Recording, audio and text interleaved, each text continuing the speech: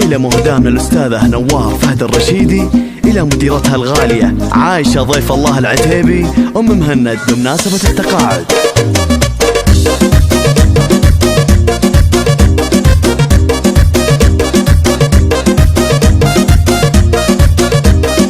القصيد اللي يتغنى بالجزال يزدهي في وسط دربنا الفعال. عايشة بنت النشامة والرجال تارقة في المدح معنا بحزها. الله الله الله لا مدح تمدح كريمة نادرة بالوصوف وبالمزايا الفاخرة والتحايا المجتنات العاطرة صغتها لأجلك وسرة الفكر للمديرة فاضلة والراقية صغت حبي في لحون الجافية عايشة ضيفة ومضافية كاسبة النومات عالية القدر بالتقاعد افرحي والراس عال واستريحي بعد جهدك يا الغزال أشهد انك انت ذخورة زمان يا عايشة ضيفة ولك بصمواتها يا عايشة ضيفة ولك بصمواتها قمة الذوق في التعامل واحترام لا مثيل بطيبتك بنا ننام عفة واخلاق وشمخ واحتشام ما دريت انك ملاك ولا بشر. الله الله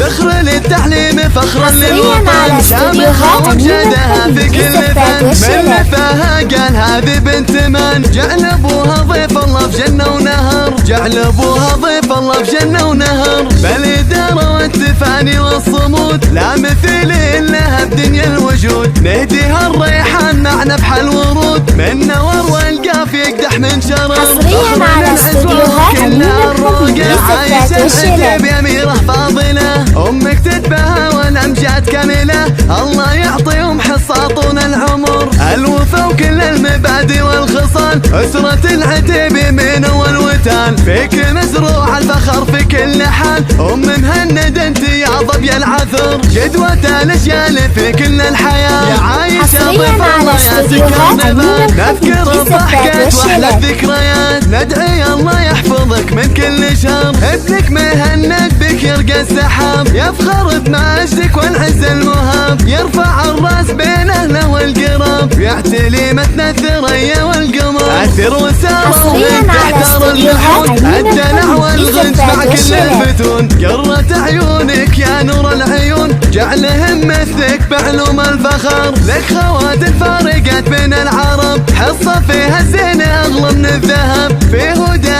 الثرى بوالده هند الغالية وركد يا بحر.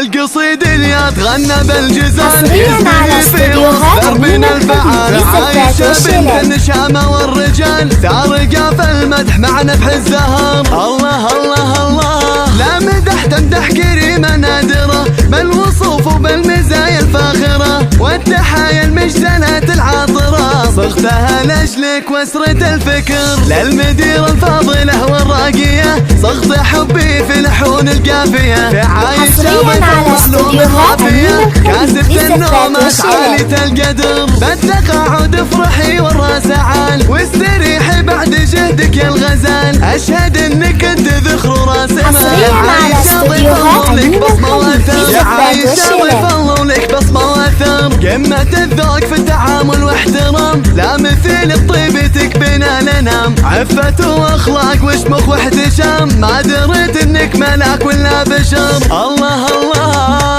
فخر للتعليم فخرا للوطن شامخة ومجدها في كل فن من نفاها قال هذه بنت من جعل ابوها ضيف الله في جنة ونهر جعل ابوها ضيف الله في جنة ونهر بالإدارة والتفاني والصمود لا مثيل لها بدنيا الوجود نهديها الريحان معنا بحل ورود من نور والقاف يقدح من شرر فخر للعزوة وكلها الروقة يا عايشة العتيب أميرة فاضلة أمك تتباهى والأمجاد كاملة الله يعطيهم حصة طول العمر الوفا وكل المبادئ والخصال أسرة العتيب من أول وتال فيك مزروع الفخر في كل حال أم مهند انت يا ضبي العثر جدوة الأجيال في كل الحياة يا عايشة ضيف الله يا سكر نبات نذكر الضحكات واحلى الذكريات ندعي الله يحفظك من كل شر ابنك مهند